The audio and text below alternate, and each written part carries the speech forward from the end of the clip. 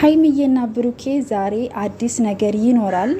እነዚህን ሁለት ሰዎች ከህይወታቸው አስወጥተው ነገ ሀይሚና ብሩኬ በጓደኞቻቸው ታጅበው በፍቅር በሰላም ወደ ነበሩበት እንደሚመለሱ ባለሙሉ ተስፋ ነኝ።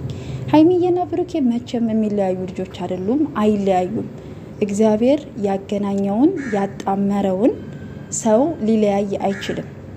ሰው ለማለያየት ብዙ ነገር ሊጥር ይችላል። በህይወታችሁ ብዙ ነገር ልታዩ ሊደርስባችሁ ይችላል። ግን ሁልጊዜም እግዚአብሔር ለየዋሆች ጠባቂ ነው። እውነቴ ነው የምላችሁ። ሶሲና ዳኒ ሀይሚና ብሩኬን ለማለያየት የጠነሰሱት ሴራ አይሳካላቸውም፣ ይከሽፋል። ምክንያቱም እግዚአብሔር ሁልጊዜም እውነተኞች ጋር ነው የሚቆመው።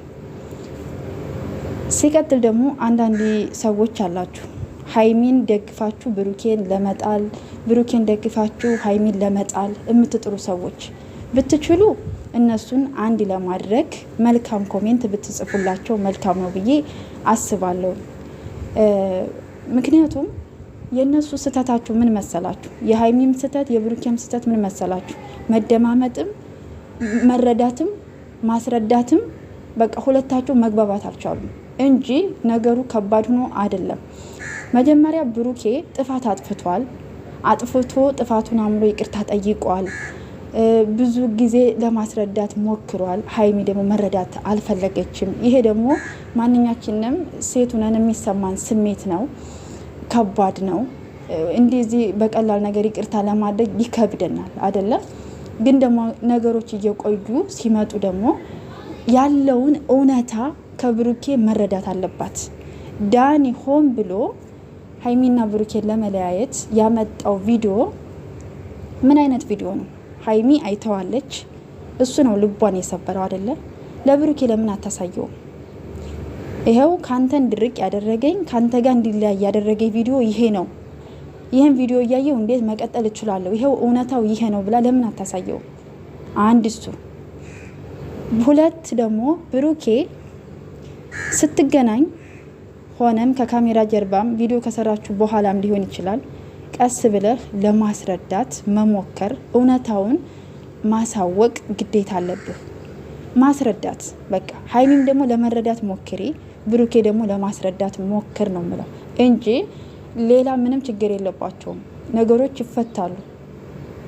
ግን አንዳንዱ ሰዎች ደግሞ በቃ እነሱ እንዲለያዩ የምትቆሰቁሱት እሳት አለ። በስማ ሰው ለመለያየት ክፉ ነገር ለማድረግ ይሄን ያክል መንገድ መሄድ ግን ተገቢ ነው ብላችሁ ታስባላችሁ?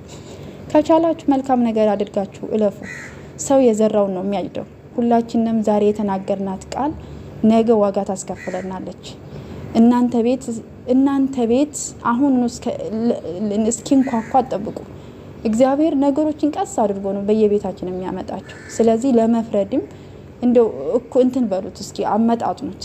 ሀይሚም ስታጠፋ ትክክል አይደለሽም፣ ብሩኬም ሲያጠፋ ደግሞ ትክክል አይደለህም፣ ወንድሜ በዚህ መንገድ ብትሄድ ነው የሚሻለው፣ ሀይሚ ትክክል አይደለሽም እንጂ አንቺ እንትነሽ፣ አንተ እንዲህ ነህ፣ አንተ እንደዚህ አድርገህ ነው፣ ለገንዘብ ነው የፈለካት፣ ለስራ ነው የፈለካት፣ ብዙ ነገር ትላላችሁ።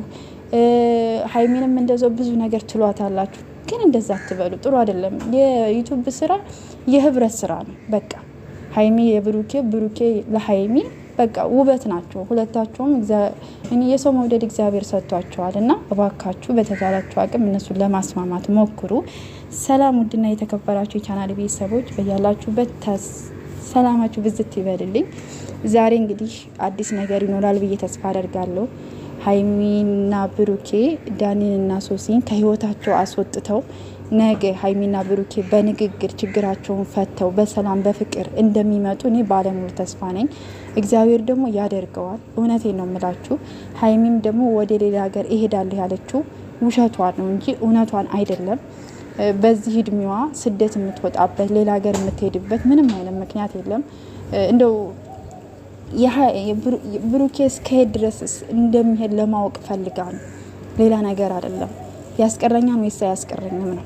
ገብቷቸዋል። ይሄ እኛ የሴቶች ባህሪ ነው። የምንወደው ሰው የሚናገሩት ቃል ከልባቸው አይደለም። ቤተሰብ የሚናገሩት ቃል የሚነጋገሩት የሚመላለሱት ከልባቸው አይደለም። ሁለታቸውም ውስጥ መውደድ አለ፣ ፍቅር አለ።